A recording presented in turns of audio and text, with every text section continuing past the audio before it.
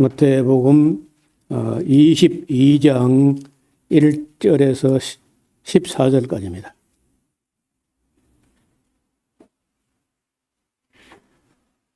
예수께서 다시 비유로 대답하여 가라사대 천국은 마치 자기 아들을 위하여 혼인잔치를 베푼 어떤 임금과 같으니 그 종들을 보내어 그 청한 사람들을 혼인잔치에 오라 하였더니 오기를 싫어하거늘 다시 다른 종들을 보내며 가로되 청한 사람들에게 이르기를 내가 오찬을 준비하되 나의 소와 살찐 짐승을 잡고 모든 것을 갖추었으니 혼인잔치에 오소서 하라 하였더니 저희가 돌아보지도 않고 하나는 자기 밭으로 하나는 자기 상업차로 가고 그 남은 자들은 종들을 잡아 능욕하고 죽이니 임금이 노하여 군대를 보내어 그 살인한 자를 진멸하고 그 동네를 불사르고 이에 종들에게 이르되 혼인잔치는 예비되었으나 청한 사람들은 합당치 아니하니 사거리 길가에 가서 사람을 만나는 대로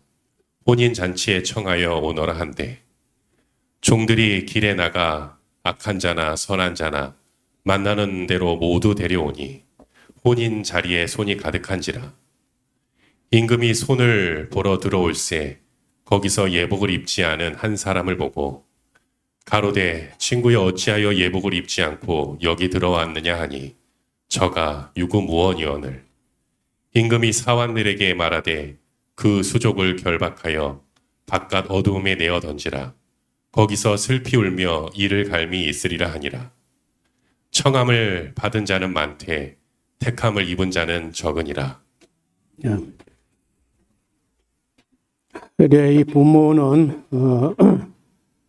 알듯 하면서도 또 어려운 면도 있고 우리가 또 다 이해하지 못하는 어떤 문화적인 간격도 있습니다. 그러나 이제 구약 성경을 쭉 공부해 왔다면은 얼마나 무서운 비유인지 다시 돌아보게 됩니다.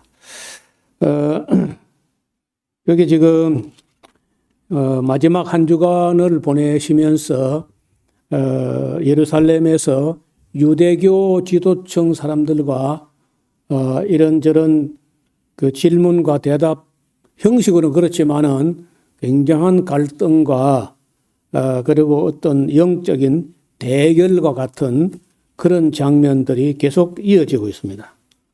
그 중에 이제 예수님 말씀이 또다시 비유로 말씀하시는데 자, 천국은 마치 자기 아들을 위하여 혼인잔치를 베푼 어떤 임금과 같다. 그 정도를 보내어 청한 자들을 혼인잔치에 오라 하였더니 오기를 싫어한다. 자, 이게 우리나라하고는 좀 다른데요. 저쪽 사람들은 장례식에는 아무나 갈 수 있어요. 누구든지 아무리 많이 와도 잘못된 것도 아니고 올 수 있습니다. 근데 혼인잔치는 아무나 갈 수 없어요. 초대받지 않으면 못 갑니다. 초대받은 사람만 가는데 어떤 지역마다 나라마다 약간 다르긴 하지만은 어떤 그 사례를 보면은 초대한 사람은 정확히 참여해야 되고 초대를 해서 온 사람에게는요 예복을 그 왕실에서 준비를 해요. 물론 예식 끝나고 나면 또 반납하고 돌아가는데 그 예복을 왕실에서 준비해 가지고 그걸 입고 나야 그 잔치에 들어가는 거예요. 만약에 누가 거지 행석을 하고 그 잔치에 들어가면요 임금을 능멸한 게 돼요. 임금의 잔치를 하찮은 걸로 아무것도 아닌 걸로 이렇게 취급해 가지고 그는 아주 큰 그 죄를 짓는 것이 되는데 그 비슷한 면이 있다는 거예요. 그리고 이제 두 번 초청을 합니다. 우리는 청첩장 보내면 오면 다행히 안 오면 그만이고 그렇게 하는데 거기는 오겠는가 말겠는가 확인을 해서 그 다음에 이제 오겠다고 하면은 실제 준비되었을 때 또 사람을 보내가지고 모셔가는 그렇게 아주 계획적이고 완벽하게 인원이 딱 파악되는 그런 잔치를 해요. 우리하고는 전혀 다른. 우리가 어릴 때 시골에서 결혼식 같은 건 하면요 복잡합니다. 신랑 쪽에서는 하루 잔치로 끝나는데 신부 측에는 사흘 잔치해요. 사흘 잔치를 하는데 사실은 사흘 잔치가 아니고 닷새 잔치를 해야 돼요. 잔치 전날에 일가 친척들, 일손들 할 사람들이 그 전날에 와서 다 밤을 새워서 준비해가지고 잔치 사흘하고 또 마치고 뒷마무리까지 하고 가는 사람들까지 다 하면요. 신부 측에서는 5일 잔치를 해야 돼. 그런데 더 기가 막힌 것은 몇 사람이나 올지 아무도 몰라. 그 음식이 모자라거나 지나치게 그 조금 남으면 갈라 먹으면 되는데 그 어렵게 살 때 지금 생각하면요. 이게 끔찍한 일이다. 도대체가 얼마나 올지 모르니까. 지금이서 뭐 예식장에서 하고 뭐 그냥 뭐 다른 잔치하고 한테 옆에 잔치하고 막 해가지고 그 시끝 나간 대로 그냥 집으로 하고 끝나니까 매우 간소하고 편리하고 하지만은 옛날 그 우리 어릴 때 제가 뭐 장가갈 때만 해도 신부 측에서 뭐 닷새 잔치를 하는 거예요. 그 신랑 오는 그 전날 막 모여가지고 집안 사람들이 막 왁자왁자 해요. 그리고 그 동네에 잔치하는 그 옆집 집방들까지 다 동원해가지고 막 그 숙소를 만들어가지고 이불을 갖다 준비하고 그 번거로움이요. 말로 다 못해요. 근데 제가 지금도 돌아보면 놀라운 게 아무도 그때에 그런 걸 가지고 스트레스 받았다든지 뭐 그런 거 입에 담상이 없어요. 그냥 잔치니까 마냥 즐겁고 기쁘고 웃고 떠들고 그렇게 했어요. 그리고 차도 없는 시대에 이제 묵이나 떡국거리 이런 걸요, 그 당색이라는 그릇에 해가지고 이고 심리 20미끼를 거의 이고 옵니다. 그걸 이제 부조라 그래, 부조. 그 음식 돈으로 줘도 장만하기 힘들다 해가지고 그걸 만들어가지고 그걸 머리에 이고 잔치. 그러니까 이제 그야말로 상부상조를 하지 않으면 잔치를 치러내지 못할 정도로 그렇게 어려웠습니다. 지금 생각하면 우리 어머니, 우리 형수님들 살아서 그런 잔치 하던 날들 생각하면 눈물 날 정도로 고맙기도 하고 미안하기도 하고 우리 때서부터 그게 없어져 버린 거예요. 갑자기 그냥. 장례식도요. 좀 사는 집에서는요. 5일장 하는 5일장. 그리고 뭐 얼마나 많은 사람들이 막 밀려오는지. 지금 장례식은 뭐 거의 뭐 예식장에 해가지고 그냥 아주 간소하고 단순하고 그런데 그 옛날에 추울 때 겨울에 그 많은 사람들이 아무 난방시설 없는 마당에서 그 장례식 준비를 다 하고 더 놀라운 것은요. 산에 가서 아람들이 나무 그러니까 그 나무가 어느 정도 되어야지 하면은요.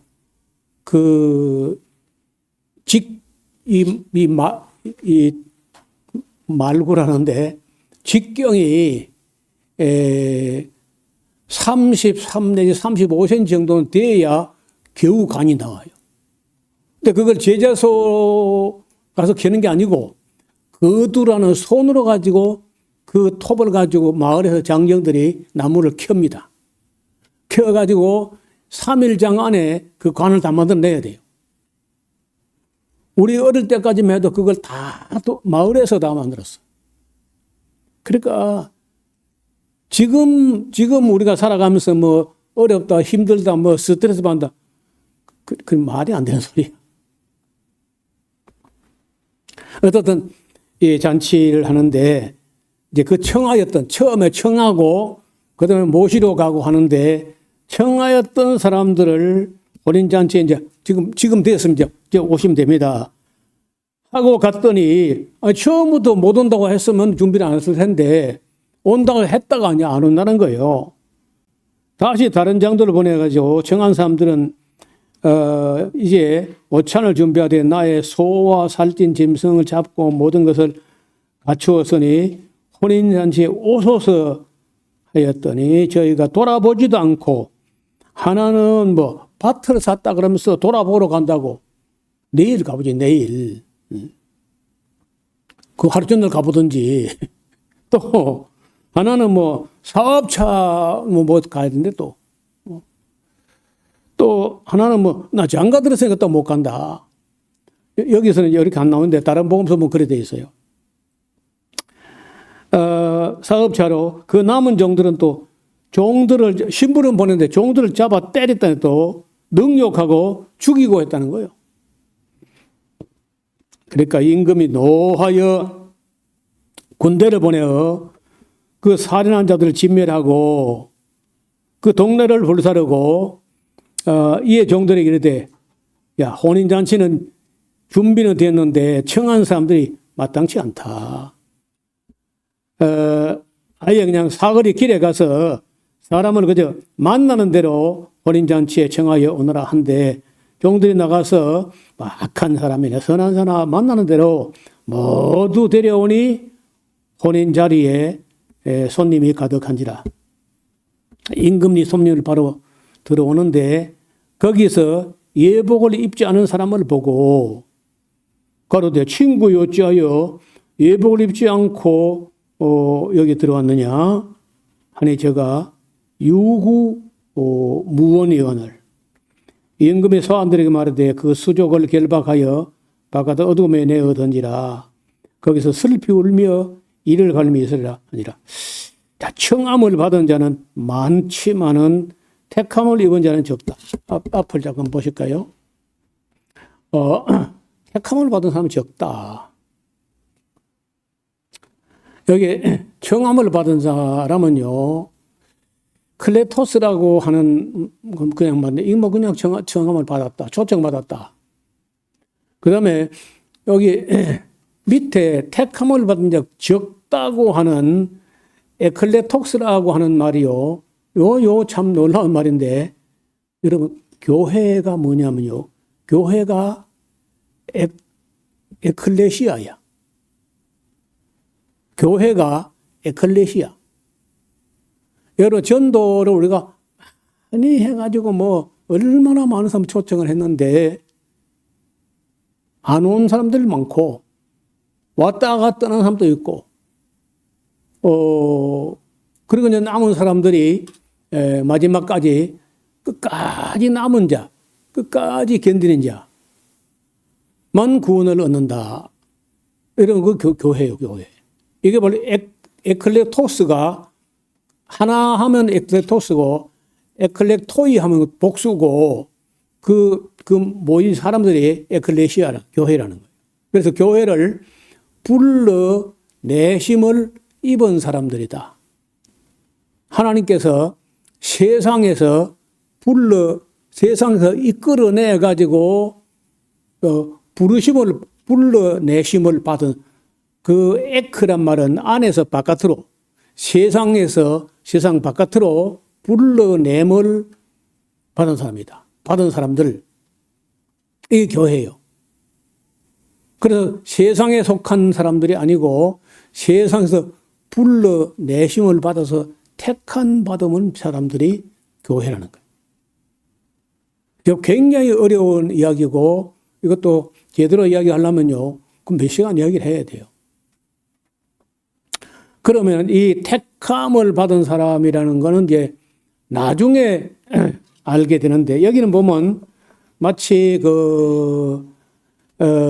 사람을 모아가지고 거기서 택한 것처럼 이렇게 되어 있지만은 우리 장로교 교단의 구원론의 교리를 놓고 말하자면은요, 택하신 것이 창세전이야. 창세전에 택했어요. 택했는데 때가 되면은 불러내요, 교회로. 하나님께서 여러분 세상에 있었는데 그 세상으로부터 불러낸다는 거예요. 그걸 콜링 혹은 소명이라고 합니다. 그래서 예정과 선택, 그 다음에 콜링, 불러내신다. 불러내시는데 단지 처음에는요, 예배당 나오는 데까지 불러내는 단계가 있고, 그 예배당까지 왔다가 거기서 예수 그리스도 안으로, 그 생명 안으로, 내적인, 초청, 내적인 부르심. 그래서 결과적으로 외적으로 예배당까지 온 것 갖고는 의미가 없고, 내적으로 이중으로 다시 부르심을 빠지고 예수 안에 들어가는 단계. 그 절차가 세례예요, 세례. 물로 씻어 가지고 죄를 없이 한 후에 예수님께 합해 가지고 한 몸을 이룬 사람들. 이게 교회라는 건데 이게 바로 에클레토스예요. 에클레시아. 그래서 나중에 전체적으로 66권에서 전체 접어보면 그 생각한 것보다 적을 것 같아요. 우리가 생각보다 훨씬 구원 얻는 사람이 적을 것 같다. 한 번은 제자들이 물었어요. 주여, 구원 얻는 자가 적으니까 그래 물었는데 적다 많다고 말하지 아니하고 좁은 문으로 들어가기를 힘쓰라. 멸망으로 인도하는 문은 크고 넓어 많은 사람이 그리로 몰려가는데 생명으로 인도하는 길은 길이 좁고 협착하다. 찾는 이가 적다. 이렇게 말씀하시는 거예요. 그래서 그 옛날에 미국의 전도자 무디라고 하는 유명한 전도자가 평생에 한 10만 명을 주님께로 인도했다는 그런 기록들이 있는데, 그분이 하는 말이 지금 당시에 미국에서 주일마다 가서 예배 드리고 교회 다닌답시고 하는 사람들 중에 천국 갈 사람이 10분의 1 되면 기적이다 그랬다는 거예요.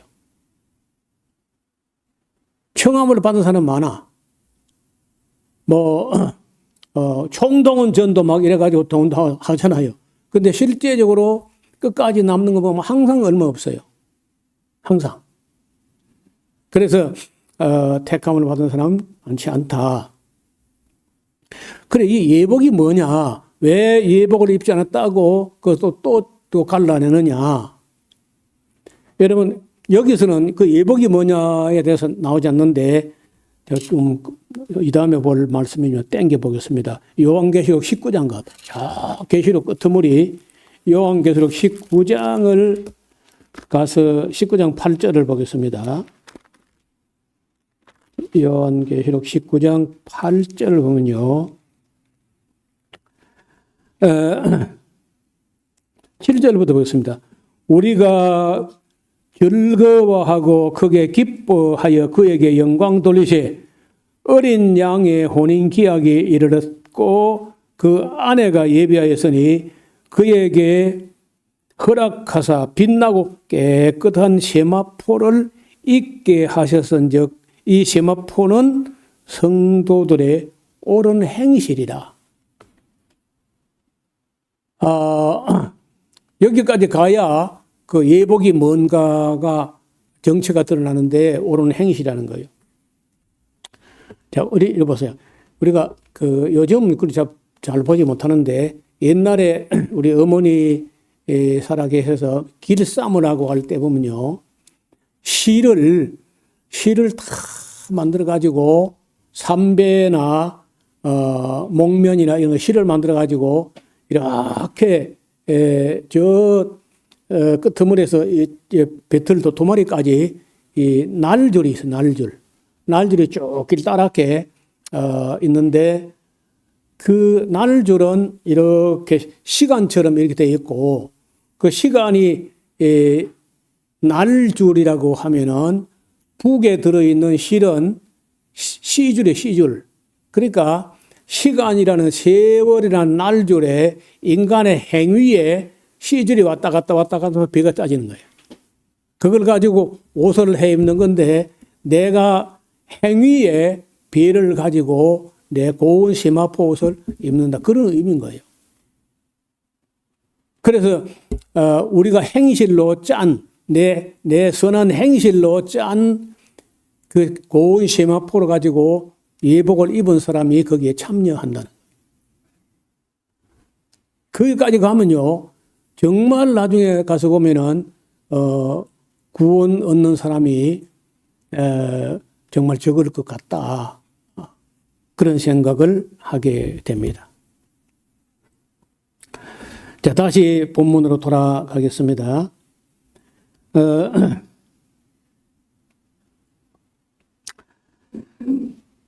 자, 15절입니다.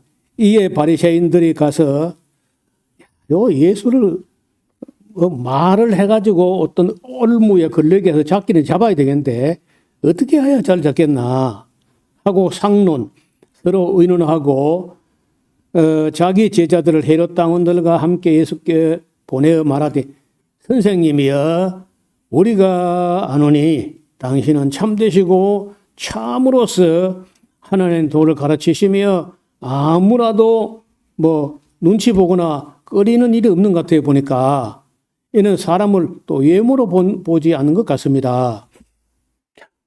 어떤 분이 말하기를요, 그 예수님을 잡으려고 와서 아첨하면서 하는 사람들의 말이 다 참말이대. 아첨하면서 그 늘어놓는 말이 다 참말이었다는 거예요. 이거 봐요. 참되시고 맞는 말이죠.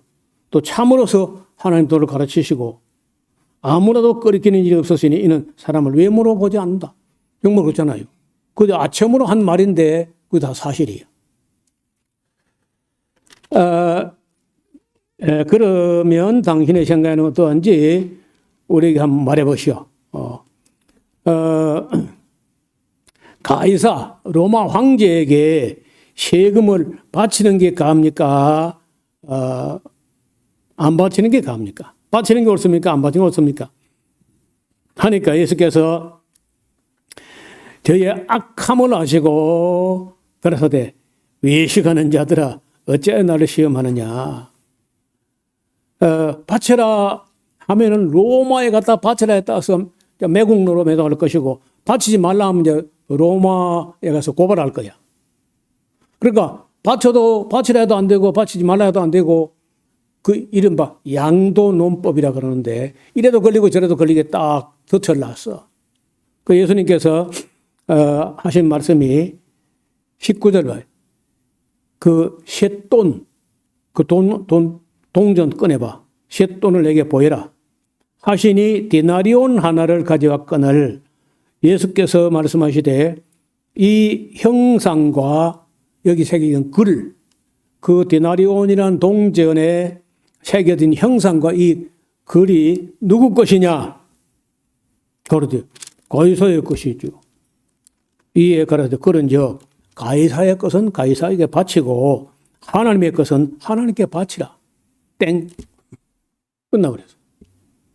바치지 말라는 것도 아니고 바치라는 것도 아니고.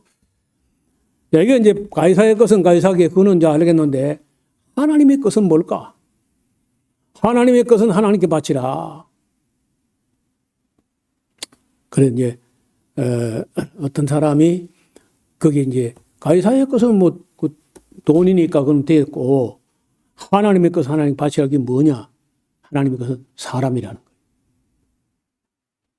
사람, 너의 마음. 그랬더니 뭐 그저 저희가 이 말씀을 듣고 기이 여겨 예수를 떠나니까 말로는 안 되겠네 하고 떠났다는 거예요. 자, 그다음 또 이제 사두개인들하고 이제 부닥쳤는데 부활이 없다는 거거든요. 그 사두개인들은요. 여러분 이 사두개인 누구냐 하면 이 사람들이 제사장들이라. 제사장 사독의 후손들 해가지고 사두가이, 사두개. 사독의 남자들, 사독가인데 이 사람들은 제사장들인데도 부활을 그런 거 안 믿어. 죽으면 그만이다. 그래서 사람들은요, 이 사람들의 생각하는 영생이 뭐냐? 자녀가 계속 태어나는 게 영생이라는 거야. 안 죽고 계속 대가 이어가는 영생이다. 이런 정도로 사두개 사람들은 영적인 데는 완전히 또 눈이 멀은 사람들이.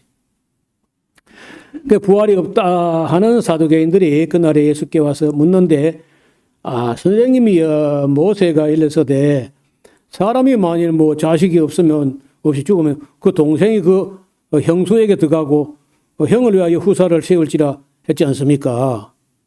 우리 중에 7형제가 있었는데 맏아들이 장가 들었다가 후사 없이 죽고, 둘째가 그 형수에 들어갔는데 또 죽고, 셋째, 넷째, 7째까지 다 그렇게 해서 죽고, 이제 말째도 죽은 나이다. 그럼 만약 부활한다고 하면은 이 7이 그 다 여자를 다 취했는데, 만약 부활이 있다고 하면 부활했을 때 그 여자는 7 형제 중에 누구 아내가 되는 겁니까?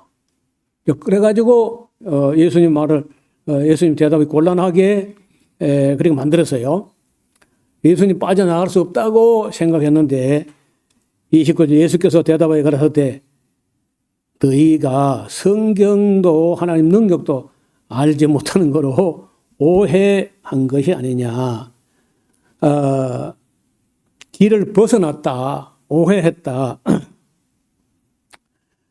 야, 부활 때는 말이야. 장가도 안 가고 시집도 안 가. 그러니까 누구 아내야 될 거 없이 염려할 거 없어, 그런 거. 천사와 같아. 죽은 자의 부활을 놓고 의논할진데 하나님이 너에게 말씀하신 바 이런 말이 있어. 나는 아브라함의 하나님이요 이삭의 하나님이요 야곱의 하나님이로라 하신 것을 읽어보지 못하느냐. 하나님은 죽은 자의 하나님이 아니야. 산 자의 하나님이시라.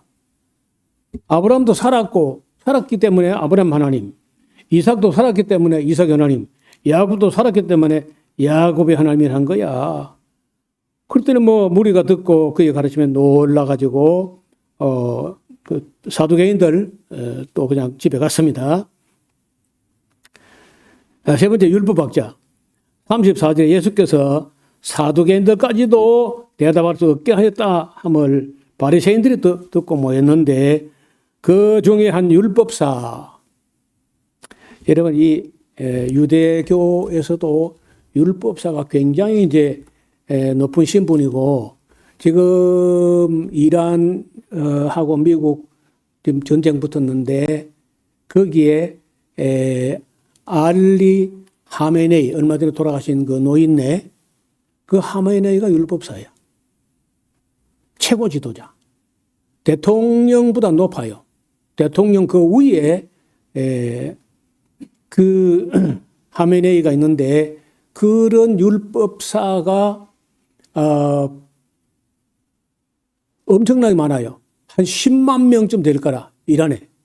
한 10만 명쯤 되는 그 율법사가 있어가지고 이슬람 법에 아주 통달한 학자들인데 그 사람들이 이 최고 지도자를 뽑아요. 88명, 그 10만 명 정도 되는 율법사 중에서 한 80명, 88명이, 그러니까 신학자 중에 뺀 자 중에 또 빼가지고 88명이 최종 투표해가지고 마치 그 교황을 뽑을 때 콘클라베라고 하는 그런 선출 방식이 있어요. 그런 방식으로 뽑습니다. 그러니까 하메네이라고 하는 그런 사람은 이슬람교 시아파의 교황이야. 근데 그런 신분에 있는 사람을 미국하고 이스라엘이 가서 폭탄을 떴는데 죽여버렸거든요. 그거 모르긴 해도 그 이슬람교 시아파의 정신이나 그들의 어떤 종교나 신앙을 봐서는 절대 용서하지 않습니다. 이 애는 이, 눈에 눈이야. 근데 그 정신이 어디서 오냐면 여기 율법하다. 여기 유대인들 율법사처럼 그 이슬람 율법사가 한 10만 명쯤 되는 그런 최고 엘리트가 있는데 그 중에서 88명 뽑아가지고 88명에서 하나를 뽑아낸다. 그러니까 이슬람인데 그 나라는 그 자기들 딴에는요 굉장히 진보된 이슬람 공화국이라는 거예요. 누가 어떤 왕이 막 세습하고 이런 거 아니에요. 여러분 그 이슬람교가 71년도에 호메네이라는 사람이 이슬람 혁명 공화국을 만들었을 때 세습하자고 한 게 아니다. 우리가 세습 정도 하는 그런 허접한 그런 정치하려고 이슬람 혁명했겠냐? 하는데 이번에 왜 세습처럼 됐느냐 하면은 그 지금 현재 그 모주타바라고 하는 그 차남이죠. 하메네이 차남되는 사람이 하루아침에 순식간에 아버지, 아들, 아내, 자식, 장인까지 순식간에 다 죽은 거예요. 그러면 보통 사람이라도 아버지, 어머니, 아내, 자식, 장인까지 죽었다면요. 그 복수하려고 하지 않겠어요?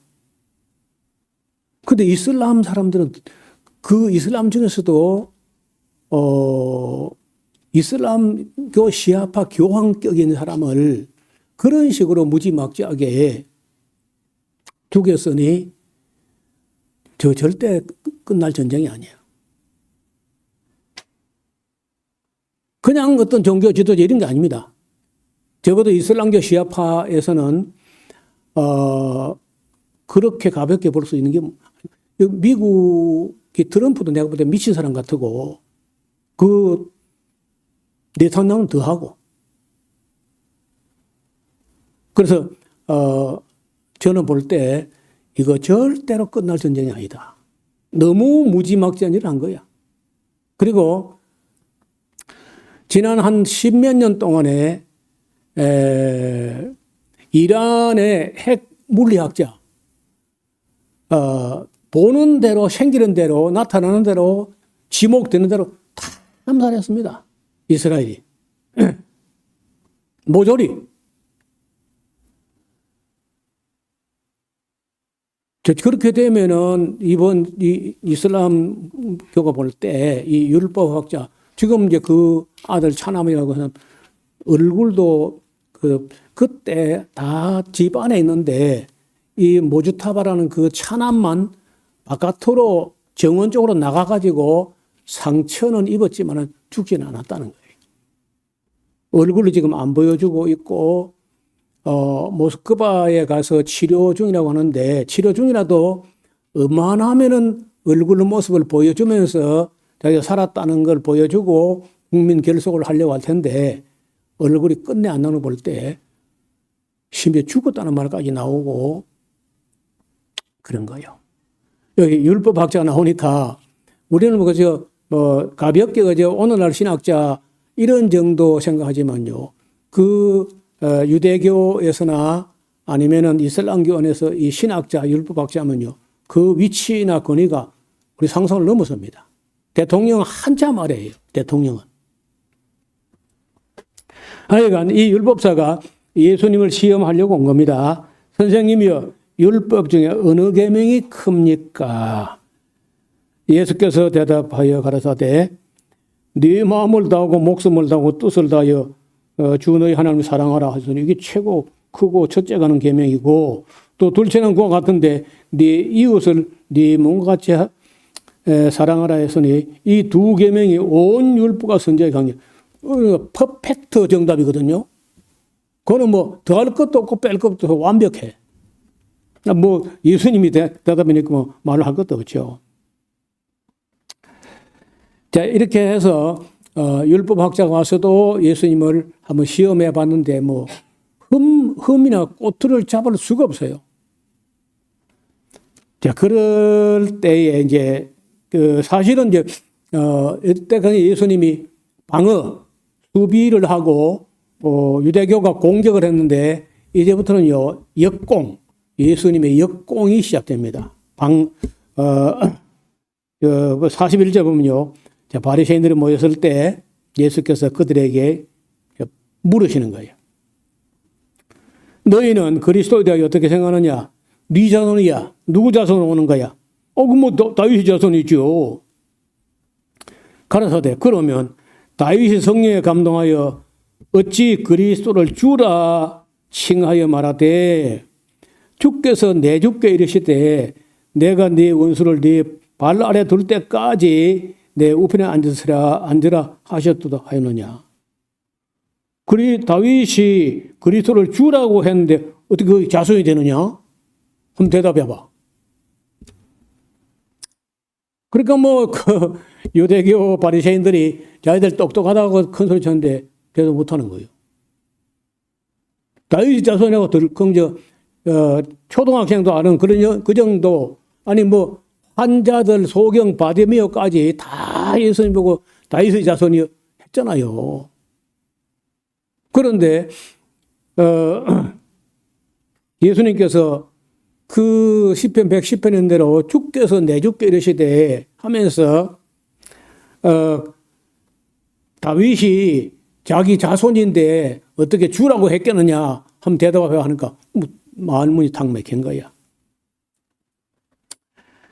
자, 한말도 능히 대답하는 적 없고 그날부터는 감히 그에게 말로 가지고 꼬투리 잡아서 예수님 잡기는 틀렸다. 안 돼. 무슨 말로 해도 안 돼. 그래서 그날부터 감히 그에게 묻는 자도 없더라. 자, 그다음부터는 이제 예수님의 역공을 넘어서 질타를 하는데요. 거의 저주에 가까운 질타래요. 그 내용은 23장, 가장 무시무시한 장이 23장입니다. 여러분, 이 마태복음에서 가장 무서운 장이 있다면 23장이라고 할 수 있을 거예요.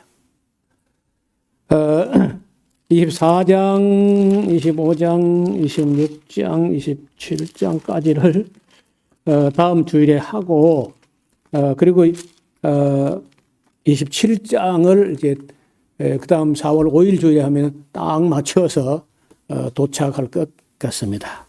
기도드리겠습니다. 하나님 아버지, 예수님께서 비유로 하신 말씀들은 구약 성경을 오랫동안 정확하게 읽어본 사람이라면 두렵고 떨리는 말씀을 하셨습니다.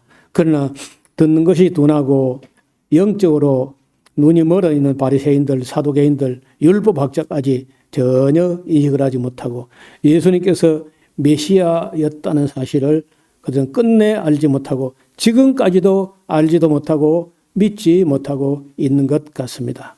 우리가 다시 한번 진리의 말씀으로 눈을 씻고 맑은 영으로 예수님께서 누구시며 어떤 분이시며 어떻게 다윗의 주가 되면서 다윗의 자손으로 오셨는지를 잘 공부하고 마태복음 끝까지 더 나아가서 요한계시록까지 온전히 읽어 이해할 수 있도록 지혜를 더하여 주옵소서.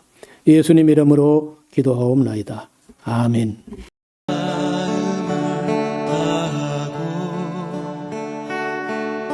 성품을 다하고 힘을 다하여서 여호와를 사랑하라. 내게 준 계명을 마음에 새기고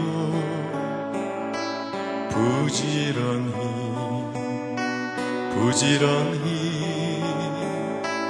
이웃에게 전하여라. 그러면 내가 짓지 않은 큰 집을 주리라. 내가 심지 않은 과실을 먹게 하리라.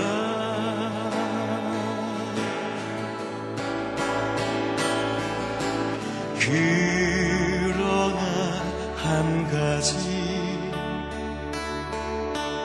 잊지는 말아라.